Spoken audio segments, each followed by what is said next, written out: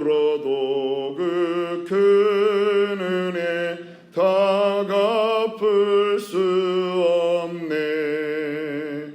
나 주님께 몸 바쳐서 주의 이름 쓰리.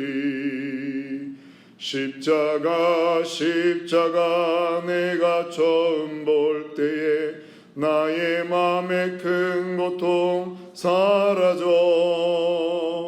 오늘 믿고서 내 눈 밝았네. 참 내 기쁨 영원하도다.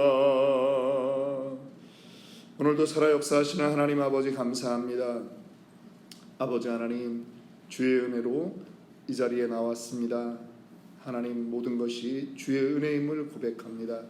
하나님, 오늘도 하나님 말씀 앞에 우리를 세워주심을 인하여 감사합니다. 우리의 귀가 열리게 하시고 눈이 열리며 마음 문이 열리게 하여 주시옵소서.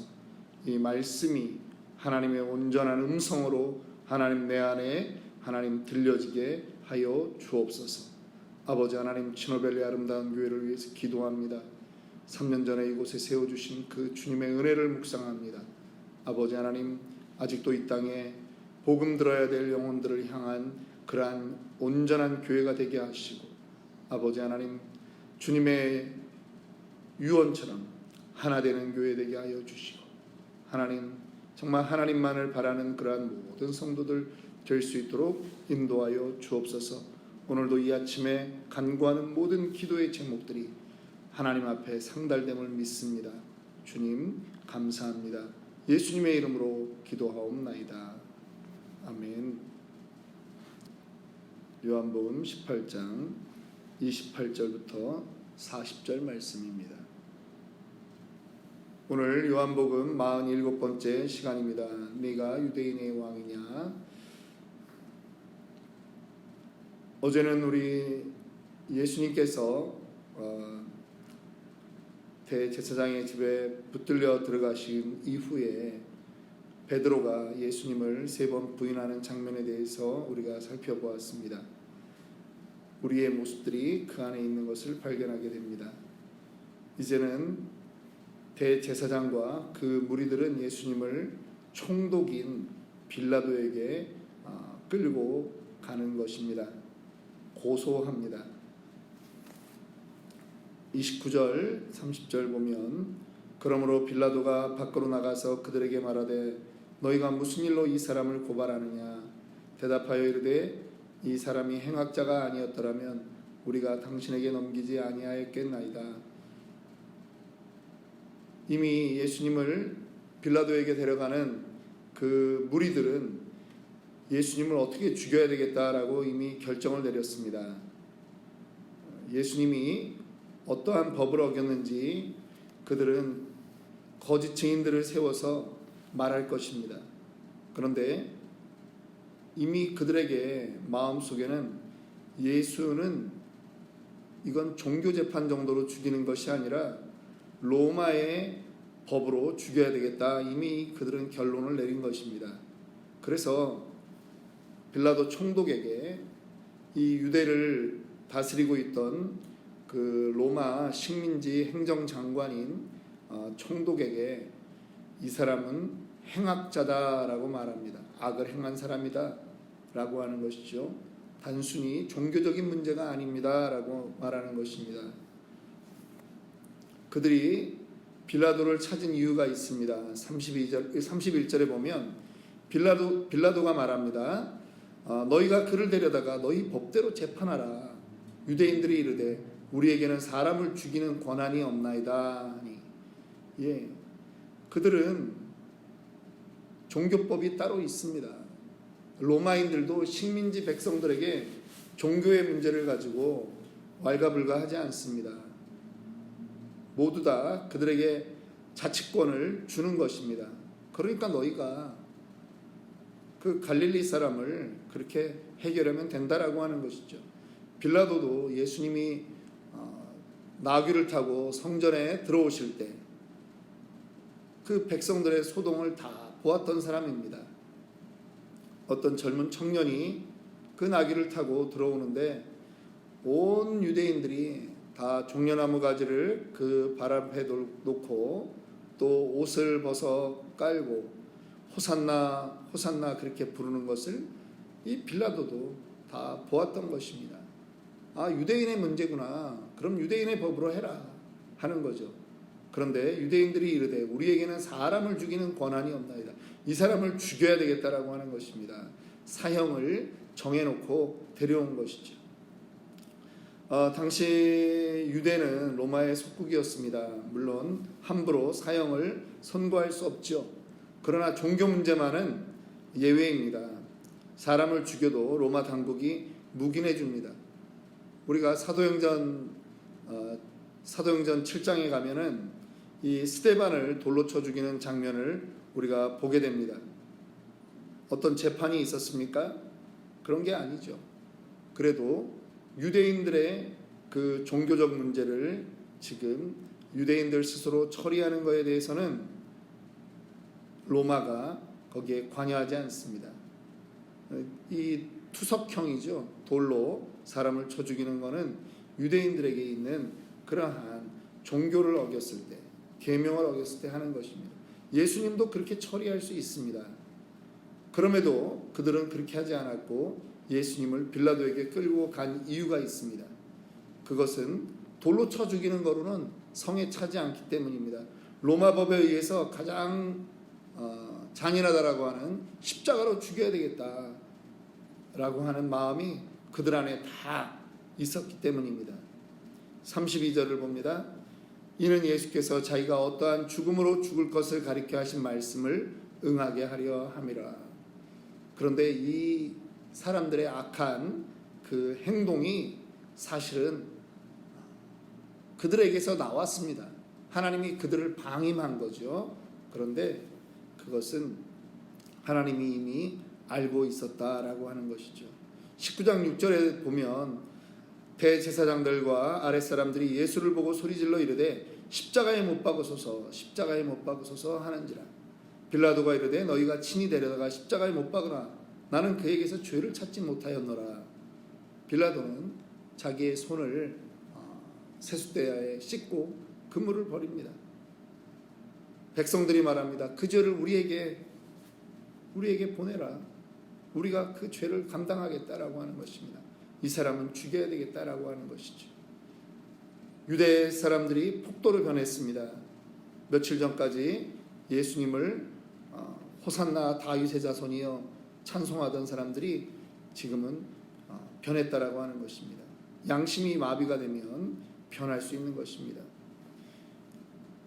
빌라도가 그래도 형식적인 신문을 합니다. 네가 유대인의 왕이냐? 라고 묻습니다. 예수님은 내 나라는 이 세상에 속한 것이 아니라 라고 말합니다. 만일 내 나라가 이 세상에 속한 것이었더라면 내 종들이 싸워 나로 유대인들에게 넘겨지지 않게 하였으리라. 이제 내 나라는 여기에 속한 것이 아니라. 예수님의 나라는 이 세상에 내가 세상 정치적 정권을 위해서 온 존재가 아니라고 하는 것입니다. 당연히 예수님이 로마와 싸워야 될 이유도 없고 예수님이 유다 정부와 싸워야 될 이유도 없는 것입니다. 예수님이 세상에 오신 목적이 있습니다. 그것은 37절에 말씀하고 있습니다. 빌라도가 이르되 그러면 내가 왕이 아니냐? 예수께서 대답하시되 네 말과 같이 내가 왕이다. 내가 이를 위하여 태어났으며 이를 위해서 세상에 왔나니 곧 진리에 대하여 증언하려 함이로라. 무릇 진리에 속한 자는 내 음성을 듣느니라 하신대. 예수님이 오신 목적이 있습니다. 이 땅에 진리를 선포하기 위해서 왔습니다. 예수님의 나라는 진리의 나라입니다. 예수님이 진리십니다. 내가 곧 길이요 진리요 생명이라고 말씀하셨습니다. 예수님은 이 땅의 그 정치적인 것에 아무 욕심이 없습니다. 정치로는요 사람이 살 수 없는 것입니다. 정치가 중요한 것은 맞습니다. 그런데 정치가 우리의 모든 문제를 해결하지 못합니다. 한국에서 지금 대통령 선거로 많이 설왕설래하고 어려운 문제들이 있고 그렇습니다. 연일 정견들을 발표합니다. 이렇게 하겠습니다. 저렇게 하겠습니다. 여러분 그렇게 되면 파라다이스가 올 것 같습니까? 아닙니다. 그렇지 않습니다. 주님이 이 땅의 정권을 위해서 투쟁하기 위해서 오신 것이 아니라 주님은 이 땅의 인간들에게 본질적으로 필요한 것이 무엇이다 라고 하는 것을 알고 계셨습니다. 진리라고 하는 것입니다. 내가 왕으로 온 이유는 바로 그것이다. 내가 내가 곧 진리다. 진리에 속한 자는 내 음성을 알아듣는다 라고 하는 것이죠. 빌라도는요, 예수님의 죄가 없다라고 하는 것을 알았습니다. 그런데 결국은 빌라도조차도 그 예수님을 죽이는데 비겁한 자로 가담하는 그러한 자가 되어버렸습니다. 많은 사람들이 예수님의 무죄함을 압니다. 그런데도 예수님을 십자가에 못 박는 그러한 자리에 가 있습니다. 오히려 오늘 이 예수님의 죽음으로 인해서 한 사람이 노임을 받는 것을 우리는 보게 됩니다. 그가 누구입니까? 바라바라고 하는 아주 험악한 죄인입니다. 이 유월절 특사를 하는데 한 명을 내보내는데 예수가 오히려 죽고 예수님이 죽고 바라바라고 하는 사람이 살아나는 것을 우리는 보게 되는 것입니다. 여러분, 예수가 죽고 살아난 그 사람이 바라바 한 사람이겠습니까? 바로 우리 영혼들이 예수의 죽음으로 살아나는 은혜를 입은 것입니다. 우리는 이러한 사실을 통해서 몇 가지 상황들을 우리는 깨달을 수 있습니다. 세 가지로 정리합니다. 하나님의 무한하신 사랑을 아무도 막을 수 없다라고 하는 것을 우리는 알아야 합니다. 십자가는요, 저주의 형틀입니다. 그런데 예수님은 십자가에 달려 죽어야만 했습니다. 피를 흘려 죽어야만 했습니다. 가장 잔인한 형벌인데 바로 그것에 하나님이 놓아주기로 작정했습니다. 사람들은 너무나도 악하죠. 하나님이 그대로 내버려 두신 것입니다. 두 번째, 하나님은 악을 선으로 바꾸신다라고 하는 것을 우리는 배워야 합니다. 예수 그리스도가 십자가에 달려 죽는데 어떤 사람들이 사용됩니까? 대제사장들과 바리새인들과 그 지도층들이 사용됩니다. 그들이 악하게 예수를 죽이고자 했습니다. 그런데 그 사람들의 악한 마음을 통해서 무엇을 이루는 것입니까? 하나님의 구원의 계획을 이루는 것입니다. 그래서 하나님은 악을 통해서 그것을 선으로 바꿀 수 있는 그러한 분이라고 하는 것입니다. 우리에게 일어나는 세상을 살아가면서 발생하는 수많은 일들이 있습니다. 그런데 여러분 염려하지 마십시오. 하나님은 모든 것이 합력하여 선을 이루게 하실 수 있는 분이라고 하는 것을 우리는 믿어야 합니다. 악인도 이 땅에 쓸모가 있다는 것을 우리는 기억해야 됩니다. 그 일을 통해서 하나님은 선한 일로 우리에게 갚아주실 것입니다. 세 번째입니다. 예수님 그분만이 우리를 율법의 저주에서 구원하실 분이라고 하는 것을 우리는 다시 한번 믿어야 하는 것입니다. 세상에 죄 없는 사람은 없습니다. 그런데 우리의 죄를 해결하기 위해서는 죄 없는 분이 필요합니다. 그분이 바로 누구냐? 바로 이 땅에 의인으로 오신 예수 그리스도입니다. 사람의 행위가 우리를 구원하지 않습니다. 행위가 구원한다면 얼마나 의로워야 그 행위가 우리를 구원할 수 있겠습니까? 수많은 율법이 있습니다. 그 율법을 다 지켜낼 자가 있겠습니까? 없습니다. 불가능합니다. 그래서 예수님이 오셨습니다. 인간의 육신을 입고 왔지만 성령으로 잉태돼서 동정녀 마리아의 몸을 통해 오신 그 예수님만이 우리의 죄악을, 우리의 죄를, 우리의 생명을 구원할 수 있는 것입니다. 그분으로 인해서 우리가 바라바와 같이 중한 범죄를 지었는데 우리가 예수님이 죽고 우리가 살아나는 은혜를 입었음을 이 시간 고백하는 저와 여러분들이 되기를 원합니다. 오늘 이 시간 함께 기도하겠습니다. 먼저 우리에게 감사의 기도가 넘쳐나기를 원합니다. 하나님 감사합니다.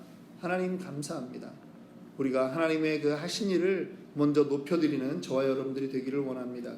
두 번째, 우리 이제 3월 1일부터 정말 우리 신앙의 체질을 바꾸는 50일 새벽 기도를 시작하려고 합니다. 한 달 전부터 우리가 기도로 좀 준비했으면 좋겠습니다. 이 시간들을 통해서 기적을 맛보는 그러한 시간들이 되기를 원합니다. 또 이 50일 기도 운동을 통해서 우리의 신앙의 패턴이 바뀌기를 원합니다. 우리가 정말 하나님과 더욱더 친밀해지기를 원합니다. 또 우리 세 번째 기도하기를 원하는 것은 하나님 이 코로나 바이러스를 속히 하나님 물리쳐 주시고 종식시켜 주시며 또 우리에게 보내주실 영혼들을 하나님 인도하여 주옵소서. 아버지 하나님, 이 부족하고 연약한 교회지만 하나님의 그 마음을 품는 교회, 하나님의 자존심을 가지고 나아가는 교회 되기를 원합니다. 그래서 하나님 정말 주님 마음에 합당한 교회 되고 주님께서 동풍을 불어서 메추라기를 그 광야의 이스라엘 백성들에게 내려주셨던 것처럼 하나님 이곳에 구원받아야 될 영혼들을 우리에게 붙여 주시옵소서. 하나님이 하시는 일을 기대합니다. 우리 이러한 제목으로 함께 기도하실 때 우리 주여 한번 부르고 큰 소리로 기도하도록 하겠습니다. 주여